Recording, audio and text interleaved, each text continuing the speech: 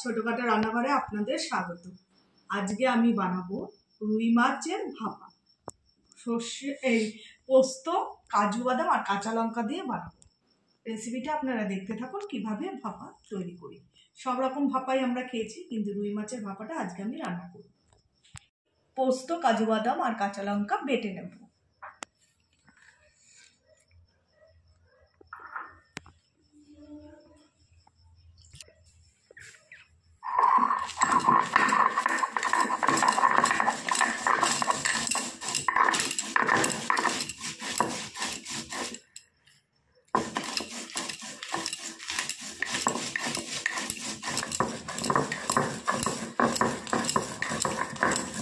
বন্ধুরা, কাজু বাদাম আর পোস্ত বাটা আমার হয়ে গেছে, এবার আমি তুলে নেব।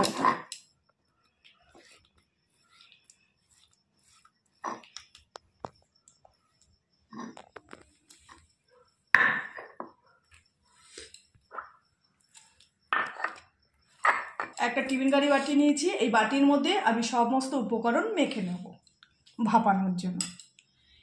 দিয়ে দেব প্রথমে মাছগুলো,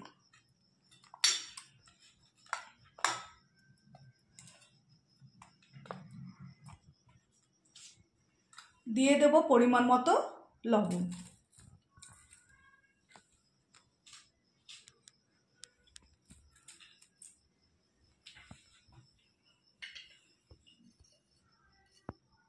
দিয়ে দেব হলুদ। হলুদ আমি বেশি দেব না। আর দিয়ে দেব কাজু বাদাম বাটা, পোস্ত আর কাঁচা লঙ্কা বাটা। আর কোনো উপকরণ আমি দেব না, সামান্য এই উপকরণ দিয়েই আমি ভাপাটা তৈরি করব। আর দিয়ে দেব সর্ষের তেল। সর্ষের তেল দিয়ে রান্নাটা আমি করব।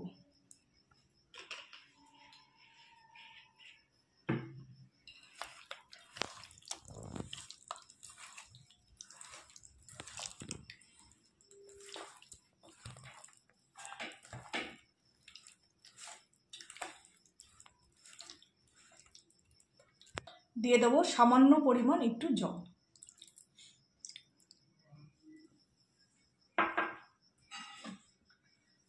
পাঁচ ছটা কাঁচা লঙ্কা চিড়ে রেখেছিলাম কেটে, দিয়ে দেবো ওপর দিয়ে।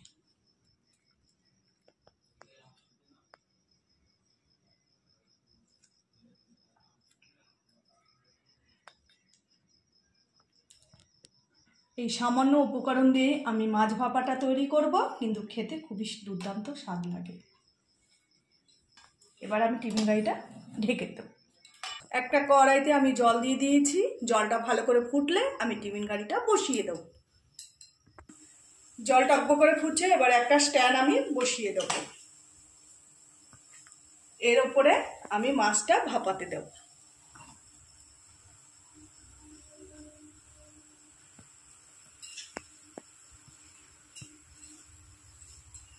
নোড়া দিয়ে আমি ওপরে চাপা দিব। পাক্কা 45 মিনিট অবধি এটা আমি ভাপাবো। বন্ধুরা, ভাপানো এখনো হচ্ছে, আরও কিছুক্ষণ ভাপবে। জল শুকিয়েছিল, আমি কিছুটা জল আবার অ্যাড করেছি।